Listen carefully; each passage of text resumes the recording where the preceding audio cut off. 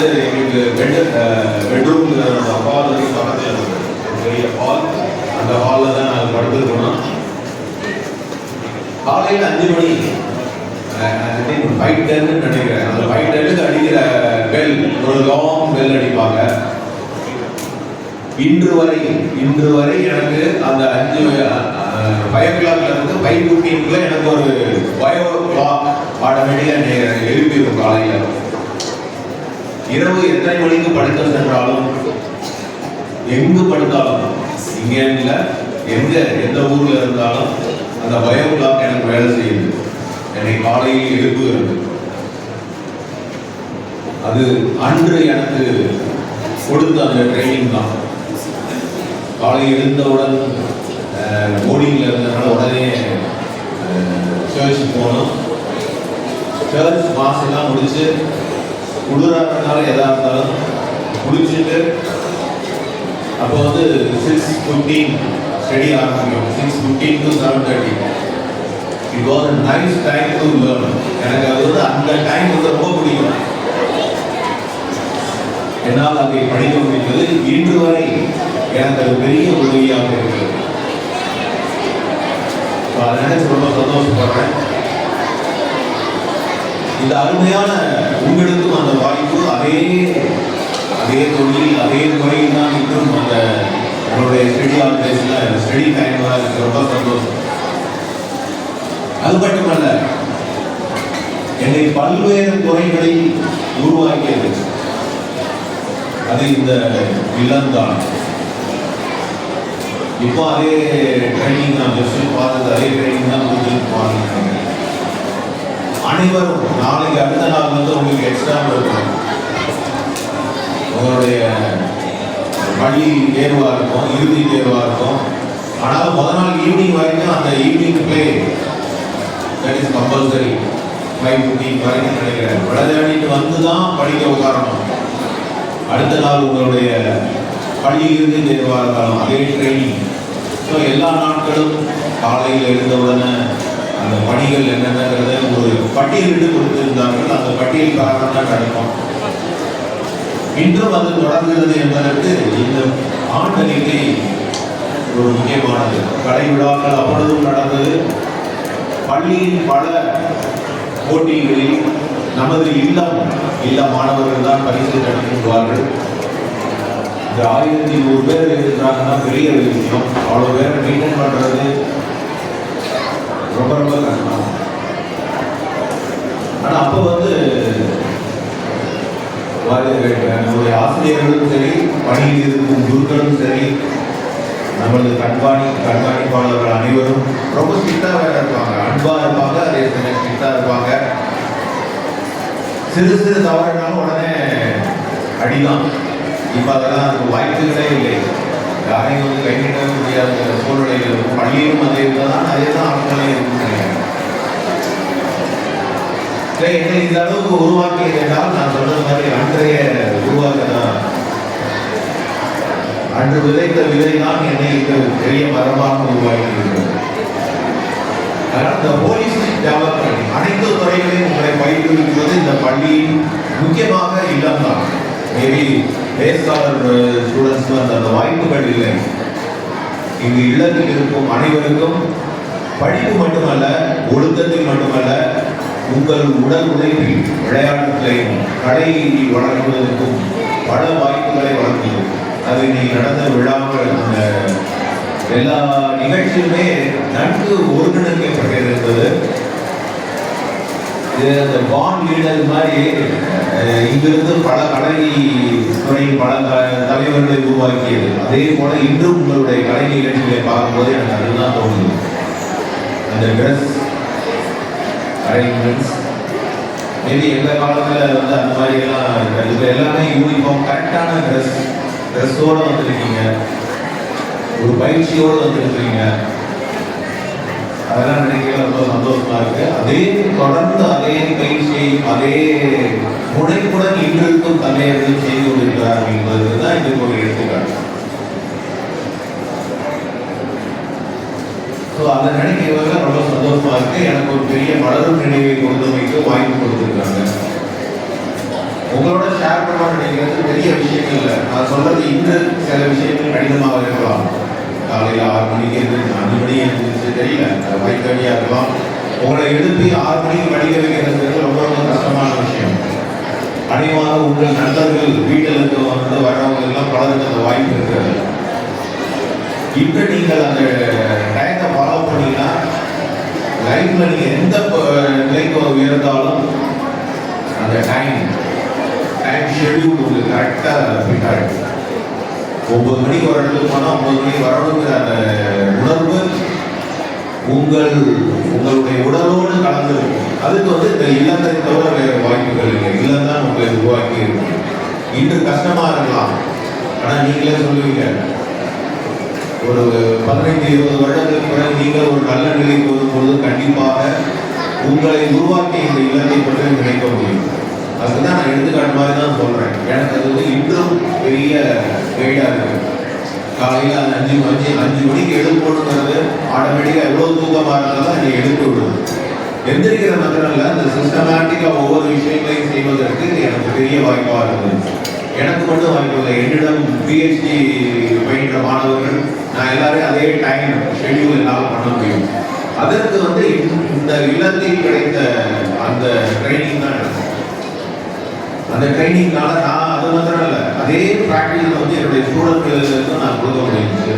அதனால் என்னுடைய ஸ்டூடெண்ட் எல்லாம் கரெக்டாக டைம், சார் 10 மணிக்கு வருவார் லேப்னா 10 மணிக்கு கரெக்டாக லேப்க்கு வருவார். ஸோ அதெல்லாம் அந்த வாய்ப்புகள் எனக்கு கிடைத்தது. ஸோ இந்த நிலைக்கு உயர்வதற்கு உங்களுக்கு பலருக்கு நான் என்ன பொசிஷனில் இருக்குங்கிறது சரியாக புரிந்திருக்காது. சென்னை பல்கலைக்கழகத்தில் அணு இயற்பியல், அணு இயற்பியல், அதாவது அட்டாமிக் பிசிக்ஸ் கிடையாது, நியூக்ளியர் பிசிக்ஸ் ஒரு துறை இருக்கிறது. நியூக்ளியர்னோட உடனே உங்களுக்கு எல்லாருக்கும் பாபா பற்றியோ அல்லது அப்துல் கலாம் பற்றி தான் உங்களுக்கு ஞாபகம் வரலாம். ஸோ அந்த நியூக்ளியர் பிசிக்ஸ் துறையில் நான் பணியாற்றி கொண்டிருக்கிறேன். அதனுடன் இல்லாமல் மெட்டீரியல் சயின்ஸ் டிபார்ட்மெண்ட்டுடைய தலைவராக இருக்கிறேன். ஸோ இந்த துறைகள் எல்லாம் இருந்தது. இப்பொழுது வந்து உலகத்துடன் ஒத்து போவோம் என்று மாணவர்களை தொழில் முனைவோர்களாக மாற்றிக்கொண்டிருக்கிறோம். இது வந்து குளோபலி உலகம் இருக்க அனைத்து கல்வி நிறுவனங்களிலும் இந்த முயற்சிகள் தொடர்ந்து கொண்டிருக்கிறது. முக்கியமாக சவுத் இந்தியாவில் வந்து யாருக்கு அந்த ஆட்டிடியூட் இருக்கா, பிஸ்னஸ் மேனாக மாறணும், தொழில் ஒரு இடத்துல போய் வேலை பார்க்கறவங்க வேலை கொடுப்பவர்களாக மாற்ற வேண்டும் என்ற உணர்வு வந்து அதிகமாக இருக்காது நம்ம சைடில். மிஞ்சி பணம் வச்சுன்னா கடை வைப்பாங்க, அவ்வளோதான். ஒரு பெரிய அளவில் தொழிலை உருவாக்க, தொழிற்சாலைகளை உருவாக்கும் எண்ணம் முக்கியமாக சவுத் இந்தியாவில் அவ்வளவா இல்லை. கோயம்புத்தூர் சைடை தவிர பெரும்பாலும் இல்லை. இப்பொழுது நீங்கள் படிக்கும் காலத்திலே கல்வி வந்து உங்களுக்கு அறிவை கொடுக்கும், ஆனால் உங்களை தொழில் முனைவோர்களாக ஆக்க வேண்டும் என்பது யூனியன் கவர்மெண்டுடைய எண்ணமும் அதுதான், நமது ஸ்டேட் கவர்மெண்டுடைய எண்ணமும் அதுதான். அதற்காக அனைத்து பல்கலைக்கழகங்களுக்கும் நிறைய நிதி வழங்கப்படுகிறது. அந்த நிதி வந்து only for students entrepreneur activity. இது வந்து நம்ம இந்தியாவில் மட்டும் இல்லை, உலகம் முழுவதும் ஒவ்வொரு பல்கலைக்கழகங்களும் ஒவ்வொரு கல்லூரியிலும் இப்பொழுது இந்த தொழில் முனைவோர் மையங்களை உருவாக்கி இருக்கிறாங்க. ஒரு ஸ்டூடெண்ட்டுக்கு ஒரு நாவல் ஐடியா இருந்தால் அதை எப்படி பிஸ்னஸாக மாற்ற வேண்டும், அதுக்கு என்னென்ன தேவை, எப்படி ஒரு ப்ராடக்டை வந்து மார்க்கெட் பண்ணணும், என்னென்ன தேவை, இதை வந்து முறையாக பயிற்றுவிக்க வேண்டும் என்பதுதான் அந்த மையத்தின் நோக்கம். இந்த ஏரியாவில் வந்து அழகப்பா பல்கலைக்கழகத்தில் இருக்கிறது. அழகப்பா பல்கலைக்கழகத்தில் இதே மாதிரி ஒரு மையங்களை உருவாக்க வேண்டும், மாணவர்களுக்கு இளமையிலிருந்து தொழில் முனைவோராக ஆக்க வேண்டும் என்பது. ஸோ எனக்கு வந்து அந்த ஒரு துறையில் அந்த மையத்தின் டைரக்டராக இருக்கிற பணி எனக்கு கொடுக்கப்பட்டது. ஸோ அந்த துறையில் இப்பொழுது இருக்கிறேன். என்னுடைய ரிசர்ச் ஆல்ரெடி சொன்னாங்க, டாப் 2% சயின்டிஸ்ட். இதெல்லாம் நான் எதுக்கு சொல்றேன்னா, என்னுடைய பெருமைக்காக இல்லை, உங்களை போன்றவர்களுக்கு எங்களை பார்க்கும்பொழுது நாங்கள் பெற்றிருக்கும் அந்த அச்சீவ்மெண்ட்லாம் பார்க்கும்போது, ஒரு காலத்தில் நம்மளாலும் பண்ண முடியும் என்ற ஒரு உத்வேகம் வர வேண்டும். அந்த விதை உங்கள் உள்ளத்தில் விளைக்க வேண்டும். அதுக்காக நான் சொல்றேன். உங்கள் ஒவ்வொருவருக்கும் இன்றைக்கே அந்த ஒரு உணர்வு நிலைக்கணும். அடுத்து நான் என்ன பண்ண போறேன், அதுக்கு வந்து இந்த கண்டிப்பாக இல்லம் ஒரு சரியான இடம். உங்களை பெட்ரோல்லாம் இங்கே கொண்டாந்து விட்டோன்னு தொடக்கத்தில் உங்களுக்கு வருத்தமாக இருக்கலாம். பல மாணவர்களுக்கு கொஞ்ச நாள் ஆனோட என்ஜாய் பண்ண ஆரம்பிச்சிருக்கீங்க. ஆனால் ஒரு விஷயங்கள் மட்டும் முக்கியம். உங்களை வந்து ஹோலிஸ்டிக் டெவலப்மெண்ட்ல இங்க இருக்கும் தந்தையர்கள் உங்களை பயிற்றுவிக்கிறார்கள், ஆசிரியர்கள் பயிற்றுவிக்கிறார்கள். அவற்றை சரியாக பயன்படுத்திக் கொள்ள வேண்டும். அதுதான் முக்கியம். நிறைய நேரம் நம்ம என்ன பண்றோம்னா, இப்ப இருக்க இந்த கேம்ஸ் விளையாட்டு நேரத்தில் விளையாடிட்டு ஆகா ஒரு கோல் போடலை, இப்படி அடிச்சிருந்தா கோல் போட்டுருப்பேன் அப்படிங்கிறத எப்ப யோசிச்சுட்டு இருப்பீங்க? அடுத்த ஸ்டடி டைம்ல வந்து உட்கார்ந்துட்டு கனவு கண்டுட்டு இருப்பீங்க. தயவுசெய்து அதை மாத்திரம் மறந்துடுங்க. இந்த பிள்ளையை பல நண்பர்கள் பல பேர் உங்கள்கிட்ட இருக்கும். உங்களுடைய விளையாட்டு கிரவுண்டோட வந்து உங்க பேஸ் வாஷ் பண்ணிட்டு நான் வந்து கலோக்கியா பேசுறேன். ரொம்ப ரீச் ஆகுறதுக்காக தான் நான் சொல்றேன். ரொம்ப பார்மலா பேச விரும்பல. விளையாட்டை முடித்து கொண்டு வந்து உங்க மூஞ்சி கை காலெல்லாம் கழுவுவீங்க.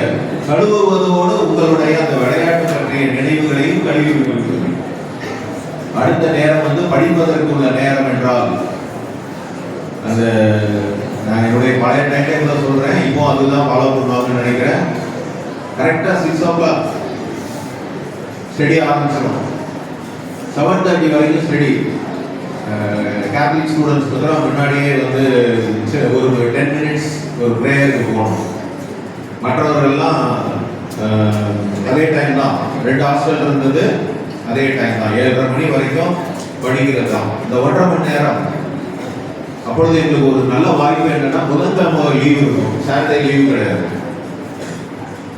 எனக்கு மண்டே டியூஸ்டே 2 நாள் என்ன படிக்கிறனோ அதெல்லாம் அந்த புதன்கிழமை ஹாலிடே இருக்கும்போது நான் ஒரு ஷெடியூல் போட்டுருவோம். அந்த ஷெடியூல் பிரகாரம் படிச்சு அதை ஃபுல்லாக ரிவைஸ் பண்ணிடுவோம். அதுக்கப்புறம் அடுத்தது தேர்ஸ்டே, ஃப்ரைடே, சாட்டர்டே அதை வந்து சண்டே ரிவைஸ் பண்ணிடுவோம். இது எனக்கு ஒரு அருமையான வாய்ப்பாக இருந்தது. இப்போ அந்த முறை இல்லை. நான் கவர்மெண்ட் வந்து சாட்டர்டே சண்டே லீவ் கொடுக்கணும், அல்லது சாட்டர்டே ஸ்கூல் இருக்கும், அதனால நிறைய பிரச்சனைகள் இருக்கலாம். ஆனால் அது எங்களுக்கு வந்து அப்பொழுது படித்த பலருக்கும் எனக்கு முக்கியமாக நான் சொல்கிறேன், என்னுடைய இதுதான் சொல்கிறேன். வெனஸ்டே ஹாலிடே இருக்கும், காலையில் கேம்ஸ் இருக்கும். அதுக்கப்புறம் அந்த 2 நாள் படித்ததை கரெக்டாக ரிவைஸ் பண்ணுறதுக்கு எனக்கு அரிய வாய்ப்பாக இருந்தது. அதனால் எங்களோட பள்ளி தேர்வுகளிலும் திறம்பட மார்க்குகள்லாம் எங்களுக்கு கிடைக்க முடிந்தது. ஃபாதர்கிட்ட பேசிக்கிறதோட எங்களுடைய அந்த 1982 ஒரு இந்த பள்ளிக்கு ஒரு பிளாக் மார்க் மாதிரி தான் இருந்த நாட்கள்.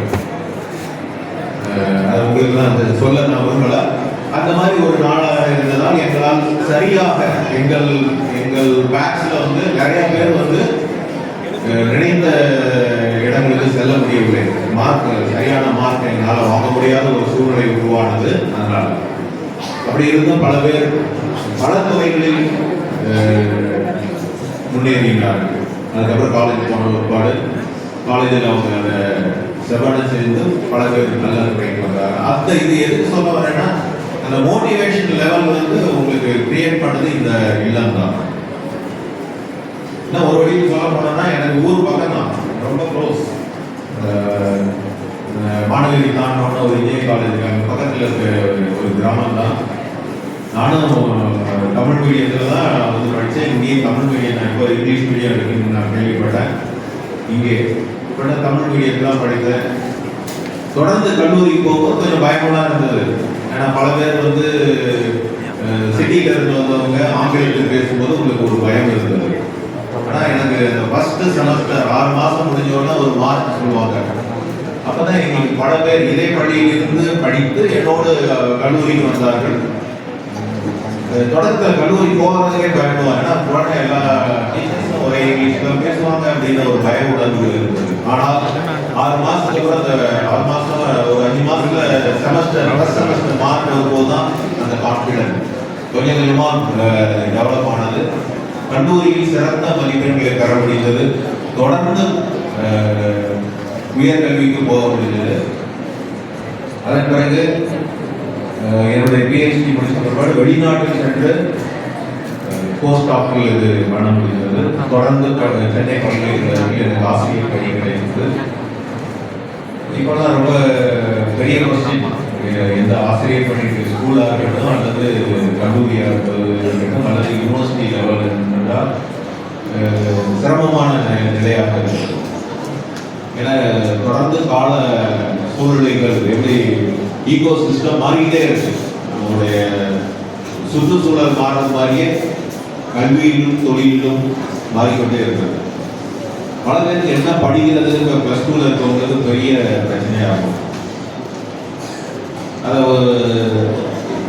அது என்ன படிக்கிறோங்கிறது என்ன, நம்ம இன்ஜினியரிங் போகிறதா, மெடிக்கல் போகிறதா, மெடிக்கலுக்கு எவ்வளோ கஷ்டம், இன்ஜினியரிங் போகிறது என்ன கஷ்டம், இல்லை சயின்ஸில் போய் ஃபிசிக்ஸ் படிக்கலாமா, கெமிஸ்ட்ரி படிக்கலாமா அப்படின்னு.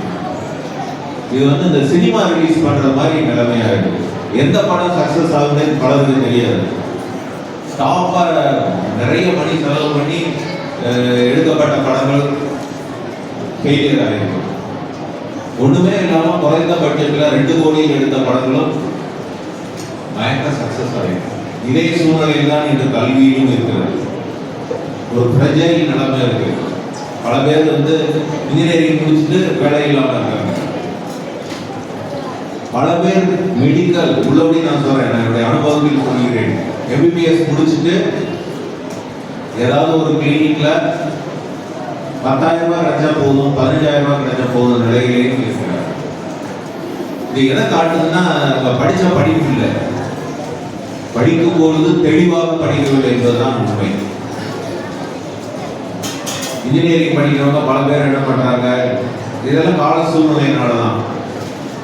இன்டர்ன்ஷிப்னு ஒன்று வச்சிருப்பாங்க. படிக்கிற காலத்திலே ஏதாவது ஒரு தொழில் பயிற்சி அந்த ஹாலிடே சமயத்தில் போய் இண்டஸ்ட்ரியில் பண்ணணும். பல மாணவர்கள் அதில் கான்சென்ட்ரேட் பண்ணுறதில்லை. பல மாணவர்கள் இதுதான் உண்மை, கான்சென்ட்ரேட் பண்ணுறதில்லை. நமக்கு கேம்பஸ் கிடைச்சிரும், நமக்கு வேலை கிடைச்சிடும், ஆனால் அது நடப்பதில்லை. ஆனால் இன்டர்ன்ஷிப் போய் தொழில், அதாவது இன்டர்ன்ஷிப்னா காசு கொடுத்து சர்டிஃபிகேட் வாங்குறது இல்லை. எனக்கு அருமையான ஒரு டிராமா போட்டாங்க. ஏதோ காசு கொடுத்துட்டு ஓட்டு போடுறாங்கல்ல, நாம பல பேர் காசு கொடுத்துட்டு சீட்டு வாங்கிட்டு ஏமாந்து இருக்கோம். நமது பெற்றோர்கள் நம்மளை அந்த மாதிரி ஹோல்டு பண்ணிக்கிறாங்க. நீங்க உங்களோட ஒரு உறுதியை எடுங்கள். என்னுடைய மெரிட் பெறாதான் நான் வந்து காலேஜில் ஜாயின் பண்ணுவேன் முடிவு பண்ணுறேன். அட்வான்ஸாக பண்டைய டொனேஷன். நான் இந்த தடவை கூட எனக்கு 2 நண்பர்கள் கேட்டாங்க, சென்னையில் இந்த காலேஜில் எனக்கு உங்கள் நண்பர்கள் இருந்தால் சீட்டு வாங்கி கொடுக்க முடியுமா? புக் பண்ணுறாங்க. அதான் நான் சொல்ல வரேன். எப்போ இன்ஜினியரிங் அட்மிஷன் வந்து ஜூன் ஜூலையில் வரப்போகுது. டிசம்பருக்குள்ள புக் பண்ணோன்னு என்கிட்ட வந்து கேட்குறாங்க, நீங்கள் உங்கள் நண்பர்கிட்ட சொல்லி எனக்கு அந்த காலேஜில் புக் பண்ணி கொடுக்கணும். தயவுசெய்து இதை நீங்கள் செய்யாதீங்க. உங்கள் பேரண்ட்ஸ் உங்களை வற்புறுத்தினாலும் இதை செய்யாதீங்க. இதுக்கு நடந்த ட்ராமா வந்து நான் உங்களுக்கு எடுத்துக்காட்ட சொல்கிறேன். ஏதோ ஓட்டு போடுறதுக்கு வந்து காசு வாங்கிட்டு ஓட்டு போட்டு நாட்டை சீரழிக்கிறார்கள் என்று நினைக்க வேண்டாம். நீங்கள் காசு கொடுத்து சீட்டை புக் பண்ணி நீங்க டாக்டர் ஆனாலும் சரி, இன்ஜினியர் ஆனாலும் சரி, உங்கள் வாழ்க்கை சரியா இருக்க நிச்சயம் நான் சொல்றேன். இதை மாற்றுங்க. இன்னைக்கே நீங்க முடிவு பண்ணுங்க, நான் காசு கொடுத்து எந்த காலேஜிலையும் சேர மாட்டேன். நான் என்னை படிக்க வேண்டும் என்றதோ அந்த துறை எனக்கு கிடைக்கவில்லை என்றால் பரவாயில்லை, கிடைத்ததை நன்றாக மாற்றுவேன் என்றுதான். எனக்கு கூட இன்ஜினியரிங் கிடைக்கல, ஆனால் இன்னும் அதை பற்றி கவலைப்படல. எனக்கு கிடைத்த துறை, எனக்கு விருப்பமான துறையாக நான் கெமிஸ்ட்ரி நினைச்சேன். ஏன்னா இதோட ஹையஸ்ட் மார்க் அது ஒன்று தான். அந்த சூழ்நிலையில் 180 வாங்கியிருந்தேன் நினைக்கிறேன், கெமிஸ்ட்ரி மட்டும்தான். ஆனால் எனக்கு வந்து நான் சென்ற சென்ட் ஜோசப்ஸ் காலேஜில் எனக்கு எந்த சூழ்நிலையோ எனக்கு கெமிஸ்ட்ரி கிடைக்கல. அதுக்காக எனக்கு ஃபிசிக்ஸ் கொடுத்த ஓகே அப்படின்னு திடீர்னு அந்த ஃபிசிக்ஸ் எடுத்துட்டு ஃபிசிக்ஸ் படிக்க ஆரம்பிச்சேன். பிறகு அதே துறையில் முன்னேற முடிஞ்சது. பல இடங்களில் பல காலேஜில் இன்னைக்கு பார்த்தீங்கன்னா முக்கியமான துறையாக இருந்த பிசிக்ஸ், கெமிஸ்ட்ரி, ஏன்னா கெமிஸ்ட்ரி படித்தவங்களுக்குலாம் வேலை கிடைக்கும். கெமிஸ்ட்ரி, பிசிக்ஸ் பல கல்லூரிகளில் கோர்ஸில் சேர மாட்டேங்கிறாங்க பசங்க. எல்லாரும் எங்கே போகிறாங்கன்னு தெரியல, உள்ளபடி தெரியல. ஏன்னா பல காலேஜில் வந்து அப்ளிகேஷன் டாப்பாக இருக்க வயலா காலேஜோடைய பிசிக்ஸ் டிபார்ட்மெண்ட்டோடைய நிலைமை கூட அப்படி தான் இருக்குது. சென்னையை வச்சு நான் சொல்கிறேன், மெட்ராஸ் கிறிஸ்டியன் காலேஜ் இவங்கெல்லாம் வந்து இந்தியாவில் சிறந்த கல்லூரிகளாக நிகழ்ந்து கொண்டிருக்கிறது சென்னையில் இருக்க இந்த கல்லூரிகளாக. ஆனால் அந்த கல்லூரிகள் கூட டாப்பாக இருக்கிற பிசிக்ஸ் டிபார்ட்மெண்ட், கெமிஸ்ட்ரி டிபார்ட்மெண்ட்டு போதுமான மாணவர்கள் வருவதில்லை. சரி, எங்கே போகிறாங்க? இன்ஜினியரிங் எல்லாரும் போகிறாங்கன்னா தெரியல. ஏன்னா பல இன்ஜினியரிங் காலேஜில் கூட்டிகிட்டு இருக்காங்க. எங்கே போகிறாங்கன்னு உள்ளபடி தெரியல. பல கல்வியாளர்கள் இதை பற்றி ரொம்ப யோசிச்சுட்டு இருக்காங்க. ஆனால் நிறைய பேர் அட்மிஷன் வந்து ஸ்கூல் லெவலில் காமர்ஸ் போகிறாங்க. ஆனால் இவையெல்லாம் காற்றடிக்கிற மாதிரி தான். திடீர்னு பார்த்தா எல்லாம் எதில் போய் ஜாயின் பண்ணாங்க, கம்ப்யூட்டர் சயின்ஸ். திடீர்னு எல்லாருக்கும் கம்ப்யூட்டர் சயின்ஸ் முடிச்சுட்டு பல பேர் வேலை இல்லாமல் இருக்கிறார்கள். MBA கம்ப்யூட்டர் சயின்ஸ் முடிச்சு. அதே ஒரு சமயம் பிஎஸ்சி படித்தவர்களுக்கு பல பேருக்கு வேலை உடனே கிடைக்கிறது. அதனால வேலை கிடைக்க வேண்டும் என்றுதான் எதிர்பார்த்து தயவு செய்து படிக்காதீங்க. படிப்பது என்பது உங்களுக்கு கொடுக்கப்படுகின்ற நாலேஜ் தான். அதுக்கப்புறம் எங்க உங்க திறமையை வளர்க்கிறீர்களோ, உங்க திறமையை வளர்த்தால் மட்டும்தான் நீங்கள் முன்னேற முடியும். ஏன்னா இன்னைக்கு உலகம் வந்து அந்த மாதிரி ஒரு சேலஞ்சிங்காக போயிடுச்சு. ஒரே ஒரு சின்ன எக்ஸாம்பிள் சொல்றேன், அதோட முடிச்சுக்கிறேன், ரொம்ப டைம் இல்லை. நான் சொன்னது மாதிரி நீங்க அது எனக்கு ஒரு பெரிய தாக்கத்தை ஏற்படுத்த ஒரு முறை. 1998 நான் அதாவது இந்த எலக்ட்ரோ டெபார்ஷன்ங்கிறது, அதாவது நம்ம கல்யாணி கவரிங் கேள்விப்பட்டிருக்கீங்கன்னா எல்லா பாய்ஸ், அதனால அவ்வளோவா உங்களுக்கு அந்த அனுபவம் இருக்காது. கேர்ள்ஸ் அல்லது உங்களுடைய அம்மாவெல்லாம் இருக்காங்க, அவங்கெல்லாம் வந்து சரி நகை வாங்க முடியல, என்ன பண்ணுவாங்கன்னா இந்த கோல்டு பிளேட்டட் அந்த நகையை வாங்கி போடுவாங்க. அதான் ஃபேமஸ் கல்யாணி கவரிங் சொன்னேன். இப்போ எல்லா இடத்துலையும் இந்த கவரிங் நகை போடுவாங்க. இது வந்து கோல்டு பிளேட்டிங். என்னுடைய பிஹெச்டி சமயத்தில் நிக்கல் மெட்டல் கேள்விப்பட்டிருக்கீங்க. அது வந்து கோல்டு கலரில் இருக்கு. ப்ராப்ளி இந்த கலரில் தான் இருக்கு. இதை விட கொஞ்சம் டார்க்காக ஆஷ் கலர் மாதிரி இருக்கும். அதோட இன்னொரு மேக்னீஸ்ங்கிறத எம்என் சேர்த்து பண்ண ஒரு அலாய் இது கோல்டு கலராக வந்துச்சு. நான் சந்தோஷமா அதை பப்ளிஷ் பண்ணேன் ஒரு டாப் கிளாஸ் ஜர்னல்ல. அதை ரிசர்ச்ல இருக்கவங்களாம் அந்த பேப்பரை பப்ளிஷ் பண்ணாதான் அவங்களுக்கு வந்து அது பெரிய கிரெடிட் கிடைக்கும். ஸோ நானும் அதை வந்து பப்ளிஷ் பண்ணேன். ஒரு இன்டர்நேஷனல் ஜேர்னல், யூகேல இருந்து வர ஜேர்னலில் கவர் பேஜில் ஒரு ஃபோட்டோ வருதுன்னா பார்த்துங்க. என்னுடைய ரிசர்ச் வந்து அதில் கவர் பேஜில் வந்தது. எனக்கு ரொம்ப சந்தோஷம். கவர் பேஜில் நம்ம பேப்பரை போட்டாங்க அப்படின்ட்டு. ஏன்னா அப்பொழுது ஸ்டூடெண்ட் தானே, ரொம்ப சந்தோஷத்தில் இல்லை. அதுக்கப்புறம் நாங்கள் வேறு ரிசர்ச்கள் பணிகளில் சேர்ந்தோம். ஏறக்குறைய 25 வருடத்துக்கு அப்புறம் ஒரு 2 இயர்ஸ்க்கு முன்னாடி, 2 வருடங்களுக்கு முன்னாடி நான் வந்து இந்த தொழில் முனைவோர் மையத்தின் டைரக்டராக இருக்கையில் நிறைய யங் ஆண்டர்பிரனர்ல ஸ்டூடெண்ட்டை பேச வைப்போம். அப்பொழுது ஒரு ஸ்டூடெண்ட் அவர் வந்து பேச வந்தார். அவர் பேச வந்தது வந்து இந்த கவரிங் எலக்ட்ரோ டெபார்ஷன் பற்றி தான். அவர் இப்ப என்ன வேலை பார்த்துட்டு இருக்காருன்னா, பல கோயில்கள் எல்லாம் நீங்க திருக்கோயில்ல பார்த்துருக்கீங்க. கோயில்ல பூஜைக்கு எடுத்து போற தட்டு, விளக்கு இவையெல்லாம் கோல்டு கலர்ல இருக்கும். இவையெல்லாம் உண்மையான கோல்டானா இல்லை, இது எல்லாமே கோல்டு பிளேட்டட் தான். அவர் என்ன பேசுற அந்த யங் ஆண்டர்பிரனர் மாணவர்களை மோட்டிவேட் பண்ற இந்த மாதிரி பிசினஸ், எத்தனையோ பிசினஸ் இருக்கு. நான் இந்த மாதிரி வளர்ந்தேன். நான் படிச்சது பிகாம். அவர் சொன்னது, நான் பிகாம் படித்தேன். அதுக்கப்புறம் போய் வெளிநாட்டில் அப்போ MBA நான் போயிட்டு வந்தேன்.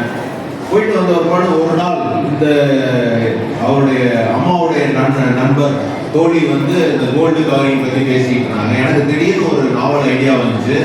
ஏன் நம்ம கோல்டு கவரிங் பிசினஸ் ஆரம்பிக்க கூடாது? படித்தது பிகாம், வேற ஒரு அவர் அங்கிருந்து காரைக்குடிக்கு வந்திருக்காரு. சென்னையிலிருந்து காரைக்குடியில் காரைக்குடி உங்களுக்கு கேள்விப்பட்டு சென்ட்ரல் எலக்ட்ரோகெமிக்கல் ரிசர்ச் இன்ஸ்டிடியூட். அங்கே they are very good in electro deposition, electro chemistry. அவர் வந்து அந்த காமர்ஸ் ஸ்டூடெண்ட் வந்து 2 மாசம் ட்ரைனிங் காசு கொடுத்து ட்ரைனிங் எடுத்துட்டு போயிட்டு he started the business. இன்னைக்கு அவருடைய பிசினஸ் நான் சொல்றது ஒரு 3-4 வருஷத்துக்கு முன்னாடி அவர் சொன்ன கதையில உண்மைதான். என்னுடைய டர்ன் ஓவர் 4 கோடினாரு. என்னை பார்த்து சார் நான் வந்து இந்த கோல்டு பிளேட்டிங் நிக்கலையும் மேக்னீஸ் சேர்த்து கோல்டை நான் அன்னைக்கே 98 பப்ளிஷ் பண்ணிட்டேன் அப்படின்னு. சார் நீங்க தப்பு பண்ணிட்டீங்க, நான் நீங்க பப்ளிஷ் பண்ணதோட விட்டுட்டீங்க. நானும் அதே நிக்கல் அதோட வேற ஒரு மெட்டலை சேர்த்து நான் கோல்டு கலர்ல எல்லா இடத்துலயும் வித்துட்டு இருக்கேன். என்னுடைய டர்ன் ஓவர் 4 கோடி சார். நீங்க ஏன் சார் பண்ணுங்க? அப்பதான் நான் நினைச்சேன், ஐயோ நான் வந்து ரிசர்ச் பண்ணதோட விட்டேன். ஏன்னா I never thought about the business innovative idea. இந்த கோல்டு கலரை நம்ம கவரிங் மாத்தணும்னா நம்ம பிசினஸ் பண்ணிருக்கலாம் நான் யோசிக்கல. இது எதற்கு சொல்ல வருதுன்னா, உங்களில் பலருக்கு அருமையான ஐடியா இருக்கும். ஒரு காமர்ஸ் ஸ்டூடெண்ட்னால சக்சஸ் பண்ண முடியுது, சம்பந்தமில்லாத துறையில கெமிஸ்ட்ரியை லேர்ன் பண்ணி சக்சஸ் பண்ண முடியுதுன்னா உங்களாலும் பலர் சாதிக்க முடியும். நேர்மையான வழியை தேர்ந்தெடுங்கள், சிஸ்டமேட்டிக்கா படிங்க, சிஸ்டமேட்டிக்கா உங்களுடைய கிடைத்த வாய்ப்புகளை எல்லாம் விட்டு விடாதீர்கள். அடுத்த இன்னொரு டிராமால சொன்னாங்க, மிஷின் தான், அந்த உணர்வுகளும் உள்ளமும் அதற்கு இருக்காது. அதுதான் இன்னையுடைய ஏஐ டெக்னாலஜி. ஏஐ டெக்னாலஜியில நீங்க போயிட்டு இருக்கையில உங்களை வாட்ச் பண்ணி உங்களுக்கு நீங்க என்ன நினைக்கிறீங்கலாம் திங்க் பண்ணலாம். ஆனா ஏஐ டெக்னாலஜி வந்து ஹியூமனா மாற முடியும்னா சத்தியமாக மாற முடியாது. உங்களுடைய உணர்வுகளையும் உங்களுடைய பாசத்தையும் உங்களுடைய நேசத்தையும் அந்த கன்சர்ன் அபவுட் த ஹியூமன் அது வந்து கண்டிப்பாக ஏஐ டெக்னாலஜி உங்களுக்கு கொடுக்காது. அது மிஷின் என்பது மிஷின் தான். அதை அருமையாக நீங்க வெளிப்படுத்தினார்கள் அந்த ஆங்கில உரையில. அதனால அதையும் நான் உங்கள்கிட்ட சொல்றேன், நீங்க எப்பவுமே அந்த ஹியூமனா இருக்கிறது பாருங்க. ஏன்னா இது பல பேரை இந்த ஹியூமன் லைஃப்ல இருந்து டைமும் மணி இந்த 2 ஃபேக்டர் உங்களை மாத்திக்கிட்டு இருக்கு, பலரை மாத்திக்கிட்டு இருக்கு. டயத்தை வேஸ்ட் பண்ணாதுன்னு சொல்லுவோம். டயத்தை வேஸ்ட் பண்ணாலும் சரியா பண்ணா சரி. டயத்தை வேஸ்ட் பண்ணாதான் இந்த காசு போகுதுன்னு நினைக்க வேணாம். ஸோ இதை நீங்கள் கடைபிடித்தால் கண்டிப்பாக வாழ்க்கையில் முன்னேறலாம். உங்கள் பலர் வாழ்க்கை நல்ல நிலைக்கு வர வேண்டும் என்பதுதான் என்னுடைய எண்ணம், என்னுடைய வாழ்த்துக்கள். உங்களுக்காக நான் சிறப்பாக இதை பற்றி நான் சொன்னதற்கு, இந்த அரிய வாய்ப்பை கொடுத்ததற்கு நன்றி. முக்கியமாக நான் சொல்ல வந்தது, கடைசியாக சொல்ல வந்தது, ஓட்டு போடுறதுக்கு நான் காசு வாங்க மாட்டேன்னு உங்கள் பேரண்ட்ஸ் சொல்கிறத விட, நான் எந்த காலேஜுக்கும் என்ன பேக் டோர் எழுதியா காசு கொடுத்து சேர மாட்டேன்னு ஒரு முடிவு எடுங்க. அதுவே உங்கள் வாழ்க்கையில் வெற்றியாக அமையும். வாய்ப்புக்கு நன்றி.